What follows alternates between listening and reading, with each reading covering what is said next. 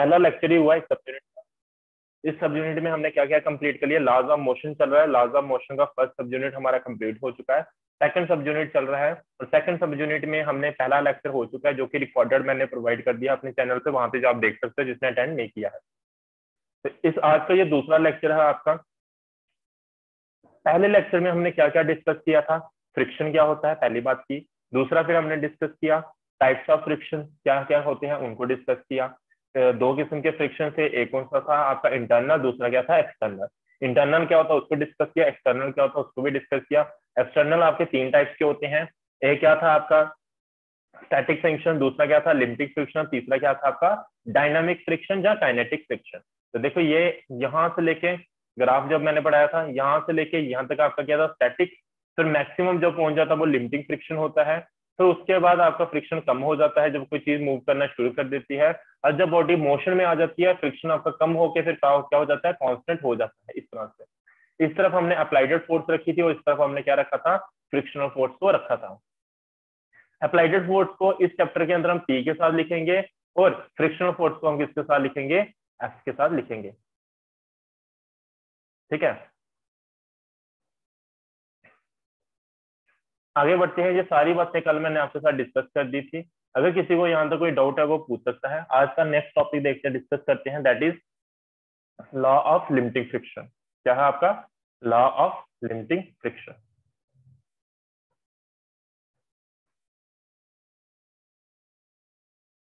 देखिए आज का जो हमारा टॉपिक है that is law of limiting friction. जिसने कल लेक्चर नहीं अटेंड किया था थोड़ी सी कोशिश करना इसको समझने की, उसको समझ आ जाएगी। ठीक है, जिसने फर्स्ट लेक्चर अटेंड करना वो रिकॉर्डिंग देख लेना, उनको भी समझ आ जाएगी अच्छे से फिर बाद में। ठीक है, तो ध्यान दें laws of limiting friction. Limiting friction के हमने लॉ पढ़ने हैं, क्या क्या कहता है ये लॉ। पहला देखो, सबसे इंपॉर्टेंट बात ये आपके मान लीजिए ऐसे करके ग्राउंड है, ठीक है, यानी कि फ्लोर है, और ये ऐसे करके ये फ्लोर बना हुआ है, इसके ऊपर कोई बॉडी पड़ी हुई है, ये ऐसे करके बॉक्स पड़ा हुआ है। मैंने आपको कल क्या सिखाया था, मैंने आपको देखो सिखाया था, मैं एक बार क्विकली रिवाइज करवा रहा हूँ सारी बातें, और ये मैं करवाता भी रहूंगा क्योंकि बहुत ज्यादा इंपॉर्टेंट है ये समझना आपके लिए। जैसे ये कोई बॉडी है, इस बॉडी के ऊपर अगर आप फोर्स लगाते हो इस तरफ, इस बॉडी के ऊपर आप क्या करते हो फोर्स लगाते हो इस तरफ, यानी कि क्या कौन सी फोर्स, अप्लाइडेड फोर्स। जब आप इसके ऊपर अप्लाइडेड फोर्स लगाओगे तो अप्लाइडेड फोर्स के किसका ऐसे लिखते हैं P के साथ। और मैंने आपको बोला था जब भी कोई बॉडी के ऊपर आप अप्लाइडेड फोर्स लगाते हो, अगर आपने अप्लाइडेड फोर्स इस तरफ लगाई है तो बिल्कुल ऑपोजिट डायरेक्शन में एक और फोर्स लगती है, उस फोर्स को हम क्या बोलते हैं फ्रिक्शनल फोर्स बोलते हैं। क्या बोलते हैं, अपोजिंग फोर्स भी बोलते हैं या फ्रिक्शनल फोर्स भी बोलते हैं। ये बात मैंने कल बताई थी आपको। दूसरी बात, जब भी कोई बॉडी हो उसका नीचे की तरफ हमेशा क्या होता है वेट होता है, किस तरफ होता है downward, and it is always perpendicular to the, किसके परपेंडिकुलर होता है, ये ग्राउंड के परपेंडिकुलर होता है, यानी कि ये फ्लोर है इसके हमेशा क्या होगा परपेंडिकुलर होगा, क्या weight. But is weight, weight simple सी बात होती है, क्या होती है आपकी फोर्स होती है, जो किसके कारण होती है एक्सेलरेशन ड्यू टू ग्रेविटी, यानी कि फोर्स क्या होती है मास इनटू एक्सेलरेशन, तो जहां पे क्या हो जाएगा mg। बॉडी का वेट यानी कि mg हमेशा कैसा होता है डाउनवर्ड होता है toward the centre of the earth. ये आपकी अर्थ है, यह हमेशा toward the centre of the earth होता है आपका क्या वेट, यानी कि ये जो वेट होता है, ये जो फोर्स आप नीचे की तरफ एरो बनाते हो जो, ये हमेशा क्या होना चाहिए परपेंडिकुलर होना चाहिए किसके, ग्राउंड के। ये बात हमेशा आपको याद रखनी है। अगर नीचे की तरफ फोर्स लग रही है यानी कि वेट लग रहा है तो बिल्कुल ऑपोजिट डायरेक्शन में न्यूटन के थर्ड लॉ के मुताबिक क्या लगेगी, नॉर्मल रिएक्शन होगी ऐसे करके। ये क्या होगी आपकी नॉर्मल रिएक्शन, इसको मैं कलर चेंज करके बनाता हूँ, तो ये क्या होगी आपकी नॉर्मल रिएक्शन ऐसे करके, जिसको मैं क्या लिखूंगा किसके साथ लिखूंगा आर के साथ। ध्यान रहे बात, मैं वापस रिपीट कर रहा हूँ, कल भी बताया था कि ये जो आपका वेट होता है ये हमेशा परपेंडिकुलर होना चाहिए ग्राउंड के, क्योंकि ग्राउंड के ऊपर फोर्स लग रही है बिकॉज ऑफ बॉडी जिसका मास m है। और ये जो रिएक्शन होती है ये हमेशा परपेंडिकुलर, रिएक्शन किसने की ग्राउंड ने की, और ये जो रिएक्शन होती है should be always perpendicular to the body, body के क्या होनी चाहिए परपेंडिकुलर होनी चाहिए। तो ये जो रिएक्शन है ये क्या है आपकी परपेंडिकुलर है किसके बॉडी के, कौन सी बॉडी, ये जो बॉक्स पड़ा हुआ था इसके ऊपर। ये चार कंपोनेंट्स आपको पता होने चाहिए पहली बात। अब यहाँ पे लॉ ऑफ लिमिटिंग फ्रिक्शन आपको समझ आएगा अगर ये आपको समझ आ गया है। आर क्या होती है आपकी नॉर्मल रिएक्शन, mg क्या है आपका weight of the body, c क्या है आपकी अप्लाइडेड फोर्स, और यहाँ पे एफ क्या होती है आपकी फ्रिक्शनल फोर्स यानी कि अपोजिंग फोर्स। उम्मीद करता हूँ ये बात समझ आई होगी। Is it clear to everyone? फिर लॉ ऑफ लिमिटिंग फ्रिक्शन हम पढ़े, यस और no? Up to here clear है? आगे देखो, अब फर्स्ट लॉ क्या कहता है, बोलता है जो लिमिटिंग फ्रिक्शन का मैग्नीट्यूड होता है it is always directly proportional to your normal reaction. यह हमेशा किसके किसके डायरेक्टली प्रोपोर्शनल होता है? नॉर्मल रिएक्शन के प्रोपोर्शनल होता है। Yes sir, yes sir, yes sir, clear है? यस सर, ओके ठीक है। तो पहला आपका जो लॉ है लिमिटिंग फ्रिक्शन का, वो क्या कहता है? फ्रिक्शनल फोर्स, जिसको हम एफ के साथ लिखते हैं, यानी कि लिमिटिंग फ्रिक्शनल फोर्स जो होती है वो डायरेक्टली प्रोपोर्शनल होती है आपके किसके? नॉर्मल रिएक्शन के। नॉर्मल रिएक्शन अभी मैंने बताया, जैसे ये एक बॉडी है, एक बॉडी के ऊपर दूसरी बॉडी पड़ी हुई है ये वाली, जिसका मास कितना है? एम है। तो नीचे की तरफ आपका क्या होगा? वेट होगा क्या? M G. और ऊपर की तरफ आपकी क्या होगी? नॉर्मल रिएक्शन होगी, जिसको हम किसके साथ लिखते हैं? आर के साथ लिखते हैं। तो ये क्या होगा आपका? आर, और ये क्या हो गया? आपकी एम जी। और यहाँ पे आपकी क्या होती है? अप्लाइडेड फोर्स इस तरफ, और पीछे की तरफ आपकी क्या होती होगी? आपकी फ्रिक्शनल फोर्स, जिसको हम किसके साथ लिखते हैं? एफ के साथ। तो क्या कहता था? Magnitude of force of limiting friction between any two bodies in contact. जो दो बॉडीज होते, चाहे वो ग्राउंड के ऊपर दूसरी बॉडी पड़ी हो, चाहे एक बॉडी दूसरी बॉडी के ऊपर पड़ी हो, दोनों जब वो कॉन्टेक्ट में होती हैं, कॉन्टेक्ट में होने के कारण उनके बीच में क्या होगा? जब वो दोनों एक दूसरे के ऊपर मूव करेंगी, उन दोनों के बीच में रिलेटिव मोशन होगा, तो उनके बीच में क्या होगा? फ्रिक्शन होगा। कौन सा फ्रिक्शन? Limiting friction. तो बोलता है the magnitude of force of limiting friction between any two bodies in contact is always directly proportional होती है किसके? To the normal reaction. किसके डायरेक्टली प्रोपोर्शनल होती है? नॉर्मल रिएक्शन के डायरेक्टली प्रोपोर्शनल होती है। That is F is directly proportional to R. What is R? R क्या होता है? इस वेट के कारण हुआ है, तो हमने according to Newton third law, ये एम जी और ये आर, ये इन दोनों का मैग्नीट्यूड क्या होगा? सेम होगा। दोनों का मैग्नीट्यूड क्या होगा?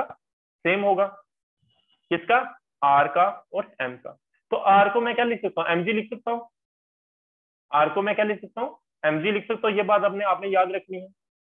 तो यहां से हमें एक बात समझ आई कि जितनी बॉडी का नॉर्मल रिएक्शन होगा उतनी ही ज्यादा उसकी क्या होगी? फ्रिक्शनल फोर्स होगी। देखो मैं क्या बोल रहा हूँ, frictional limiting frictional force is directly proportional to normal reaction. जितनी ज्यादा नॉर्मल रिएक्शन उतनी ज्यादा फ्रिक्शनल फोर्स, पहली बात ये समझ आई होगी डायरेक्टली। और जितनी कम नॉर्मल रिएक्शन उतनी कम फ्रिक्शनल फोर्स। और मैंने अभी अभी बात बताई, नॉर्मल रिएक्शन क्या आपकी? एम जी है। नॉर्मल रिएक्शन क्या है आपकी? M G. ये देखो बार बार नाम चेंज करके आ जाता है बंदा। मैं आपको क्या बता रहा था? मैंने बोला आपकी जो वो फ्रिक्शनल फोर्स होती है it is directly proportional to normal reaction. और आर जो है what is it? It is M G. मतलब कि अगर कोई बॉडी का मास ज्यादा होगा, नॉर्मल रिएक्शन ज्यादा होगी। अगर नॉर्मल रिएक्शन ज्यादा होगी तो फिर फोर्स ऑफ फ्रिक्शन भी क्या होगा? ज्यादा होगा। इस बात को समझने की कोशिश करना। जितनी बड़ी बस होगी, जितनी भारी बस होगी, उतनी ज्यादा उसकी क्या होगी? नॉर्मल रिएक्शन होगी। और जितनी ज्यादा उसकी नॉर्मल रिएक्शन होगी, मतलब कि उसके टायर्स और रोड के बीच में फोर्स ऑफ फ्रिक्शन क्या होगा? ज्यादा होगा। जितनी हल्की बस होगी, जड़ की साइकिल की एग्जाम्पल ले लो, साइकिल का मास क्या होगा? कम होगा। तो नॉर्मल रिएक्शन भी क्या होगी? कम होगी। अगर नॉर्मल रिएक्शन कम होगी तो फोर्स ऑफ फ्रिक्शन भी क्या होगा? कम होगा। समझ आ रही होगी बात आपको?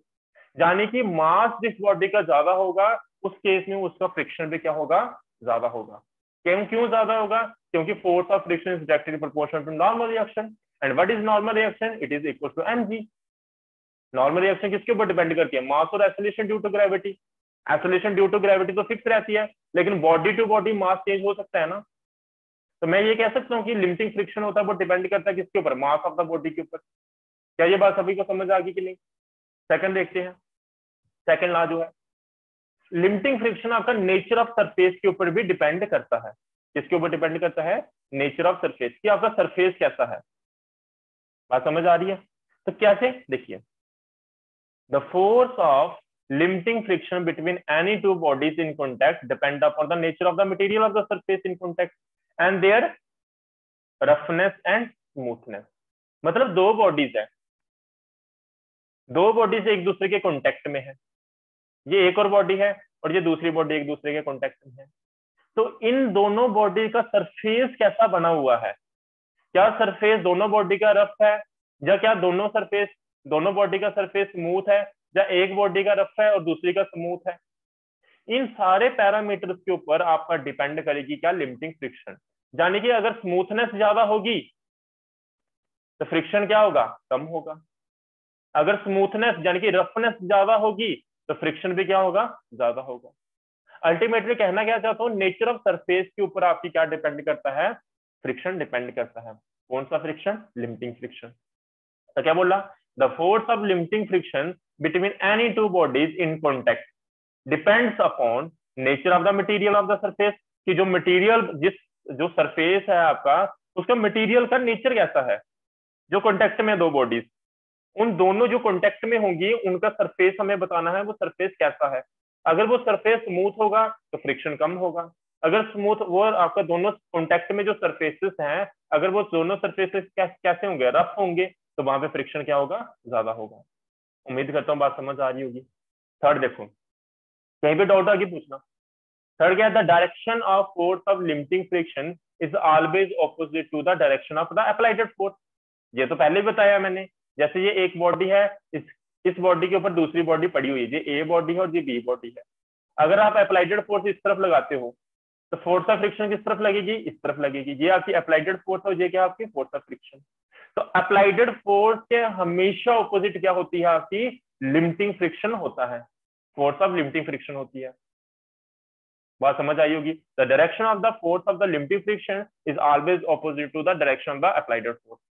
And fourth and the last rule, law जो जिसको हम लॉ पढ़ रहे हैं यहाँ पे, तो लास्ट लॉ क्या कहता है, जो लिमिटिंग फ्रिक्शन होता है it is independent of apparent area of contact as long as the normal reaction between the two body in contact remain same.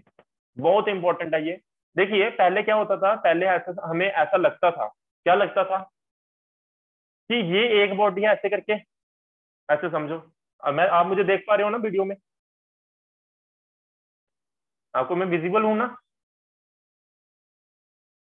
देखिए जैसे मेरे पास यहाँ पे दो बॉडीज हैं, जैसे फॉर एग्जांपल, हाँ, जैसे मेरे पास दो बॉडीज हैं। अगर ये दो बॉडीज एक दूसरे के कॉन्टेक्ट में, ऐसे करके, ये दो बॉडीज एक दूसरे के कॉन्टेक्ट में है, जैसे ये दो बॉडीज एक और दूसरे के कॉन्टेक्ट में है, तो यहाँ पे एरिया ऑफ जो कॉन्टेक्ट है आपका, एरिया ऑफ कॉन्टेक्ट है वो डिपेंड नहीं करेगा कि एरिया ऑफ कॉन्टेक्ट ज्यादा है तो फ्रिक्शन ज्यादा होगा, एरिया ऑफ कॉन्टेक्ट कम है तो फ्रिक्शन कम होगा, ऐसा कुछ नहीं होता। ये कब तक एप्लीकेबल है, जब तक आपकी नॉर्मल रिएक्शंस दोनों केस में सेम है। एरिया कॉन्टेक्ट क्या मतलब कि दोनों बॉडी कैसे टच है एक दूसरे के साथ, उसके ऊपर डिपेंड करता है। देखिए क्या मैं समझाता हूँ यहाँ पे डायग्राम से, आपको और अच्छे से क्लियर होगा। देखो जैसे मेरे पास यहाँ पे दो बॉडीज है, एक बॉडी मेरी ए है, ये अलमीरा बनाता हूँ, ये एक ग्राउंड है ऐसे करके, ठीक है। एक अलमीरा ऐसे पड़ा हुआ है इसके ऊपर, वही अलमीरा, सेम अलमीरे को मैंने कैसे रख दिया, ऐसे करके रख दिया। बात को समझने की कोशिश करना, रेड कलर से बना रहा हूँ, दिख रहा होगा। एक अलमीरा है मेरा, मैंने उसको ऐसे करके रखा हुआ है, बाद में उसी अलमीरा को उठा के मैंने कैसे रख दिया, ऐसे करके रख दिया, ठीक है। अब होता क्या है भाई, अलमीरा तो वही है, तो मतलब कि इसका मास भी m होगा और इसका मास भी m होगा, और एक्सेलरेशन ड्यू टू ग्रेविटी हमारी अर्थ की क्या रहेगी, g रहेगी। तो इसकी एक्सेलरेशन ड्यू टू ग्रेविटी यानी कि इसके कारण जो नीचे की तरफ फोर्स लग रही होगी, जो वेट होगा वो क्या होगा, mg होगा, और नॉर्मल रिएक्शन इसकी क्या होगी, r होगी, और r क्या होगा आपका, mg के बराबर होगा। सेम इसकी ये बात है, यहाँ पे भी क्या है आपका, इसका वेट भी क्या होगा, mg होगा, क्योंकि दोनों का मास है, तो अलमीरा सेम है, तो मास भी इसका same, acceleration due to gravity same, तो इसका नीचे की तरफ जो वेट होगा वो mg नीचे की तरफ होगा, और नॉर्मल रिएक्शन ऊपर की तरफ होगी, जो कि r होगी, और r किसके बराबर होगा आपका, mg के बराबर होगा। एक चीज देख रहे हो, इस केस में और इस केस में, दोनों केस में आपकी नॉर्मल रिएक्शन क्या है, सेम है, क्योंकि अलमीरा ही सेम है। बस अलमीरा को एक बार मैंने ऐसे रख दिया, दूसरी बार ऐसे रख दिया। तो इस केस में एरिया कॉन्टेक्ट आपका क्या है, कम है, और इस केस में एरिया कॉन्टेक्ट आपका क्या है, ज्यादा है। दिख रहा है आपको। लेकिन नॉर्मल रिएक्शन दोनों केसेस में क्या है, सेम है। तो लॉ हमारा क्या कहता है, बोलता है अगर हमारे पास दो बॉडीज हैं, दोनों की नॉर्मल रिएक्शन क्या है, अगर सेम हो, तो जो हमारा लिमिटिंग फ्रिक्शन होता है it does not depend upon area of contact, वो एरिया ऑफ कॉन्टेक्ट के ऊपर डिपेंड नहीं करेगा। यानी कि इस केस में भी अगर लिमिटिंग फ्रिक्शन 10 होगा, इस केस में भी लिमिटिंग फ्रिक्शन कितना होगा, 10 ही होगा।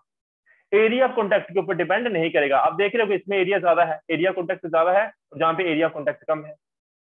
तो उसने क्या कहा, फोर्थ लॉ ने क्या कहा हुआ है, जब तक दो बॉडीज की नॉर्मल रिएक्शन सेम होती है तब तक आपका एरिया ऑफ कॉन्टेक्ट के ऊपर लिमिटिंग फ्रिक्शन डिपेंड नहीं करता है, क्योंकि फर्स्ट लॉ में मैंने आपको बताया limiting friction is directly proportional to normal reaction, यानी कि लिमिटिंग फ्रिक्शन आपका नॉर्मल रिएक्शन के ऊपर डिपेंड करता है। और नॉर्मल रिएक्शन क्या होती है, mg। क्या ये बात समझ आई कि नहीं आई? क्या चारों लॉज आपको क्लियर हुए कि नहीं हुए, से यस और no? Is it clear to everyone? अब देखिए types of kinetic friction. Kinetic friction मैंने क्या बोला था, देखिए तीन किस्म के फ्रिक्शन है, मैंने अब वापस एक बार क्विकली रिवाइज करवा रहा हूँ। तीन किस्म के friction, static friction. Static friction वो होता है जब आप बॉडी के ऊपर फोर्स तो लगा रहे हो पर बॉडी मूव नहीं कर रही होती, मूव रुकी, बॉडी क्या रहती है, रेस्ट में ही रहती है। किसके कारण, फ्रिक्शन के कारण। तो आप बॉडी के ऊपर अप्लाइडेड फोर्स लगा रहे हो पर बॉडी मूव नहीं कर पा रही, उस कंडीशन में जो फ्रिक्शन एग्जिस्ट कर रहा होगा बॉडी के ऊपर, वो उस फ्रिक्शन को हम बोलते हैं स्टैटिक फ्रिक्शन।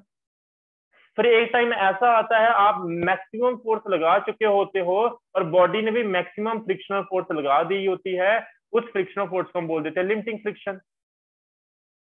अगर इस लिमिटिंग फ्रिक्शन से थोड़ी सी ज्यादा अगर आपने अप्लाइडेड फोर्स लगाई तो बॉडी क्या करने लगेगी, मूव करना शुरू कर देगी।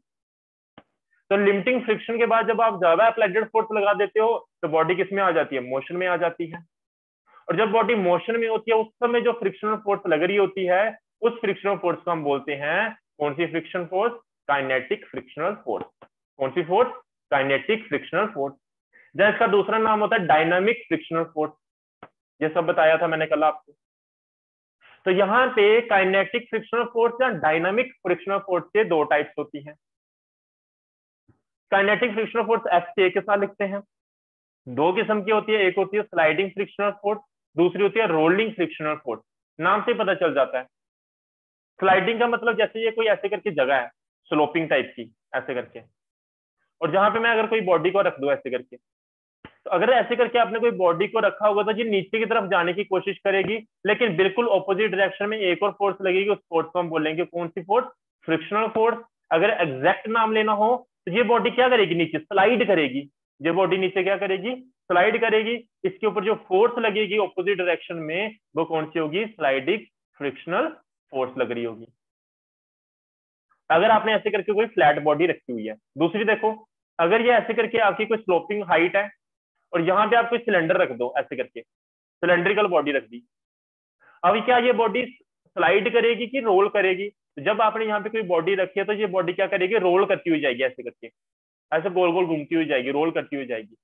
जब बॉडी ऐसे रोल करती हुई जा रही है नीचे की तरफ, तो इसके ऊपर जो फ्रिक्शनल ऑपोजिट डायरेक्शन में जो फोर्स लगेगी, that force is known as कौन सी frictional force, rolling frictional force.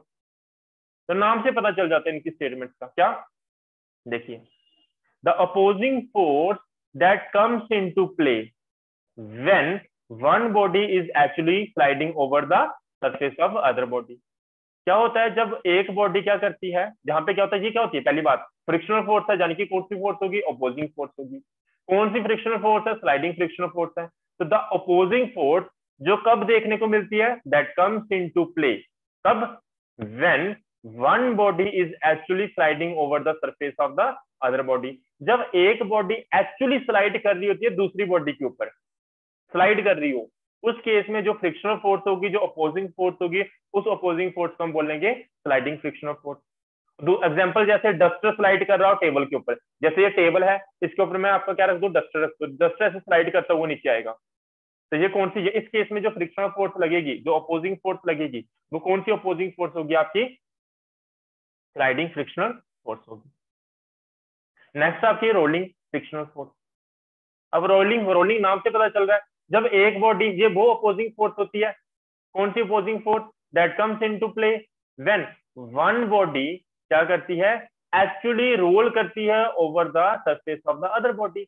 जब एक बॉडी दूसरी बॉडी के ऊपर एक्चुअली रोल करे दूसरी बॉडी के ऊपर, उस केस में जो अपोजिंग फोर्स लग रही होती है उस अपोजिंग फोर्स को हम बोलते हैं रोलिंग फ्रिक्शन। सिंपल सी बात है, कोई डाउट वाली बात नहीं। क्या ये बात सभी को क्लियर है? सभी को is it clear to everyone? Next है हमारा कोफिशिएंट ऑफ फ्रिक्शन। क्या है हमारा कोफिशिएंट ऑफ फ्रिक्शन? बहुत ही इजी है जे फ्रिक्शन लिमिटिंग फ्रिक्शन के लॉ पढ़े थे उसके अंदर से ये स्टेटमेंट बनती है। हमारे पास टाइम कम बचा हुआ है, 1 मिनट बचा हुआ है। कल हम नेक्स्ट टॉपिक पढ़ेंगे, बहुत इंपॉर्टेंट चैप्टर है। आगे जाके हम बैंकिंग ऑफ रोड पढ़ेंगे। रोड ऐसे टर्न करते हैं जब गाड़ी हम मूव कर रही होती है, ऐसे करके टर्न करते हैं, हमारी स्पीड क्यों कम हो जाती है, क्यों स्पीड कम करनी पड़ती है, सारे रीजंस आगे जाके आपको पता चलेंगे। लेकिन पहले आपको बेसिक समझने पड़ेंगे। यहां तक मैंने पढ़ाया, क्या सभी को क्लियर है कि नहीं है?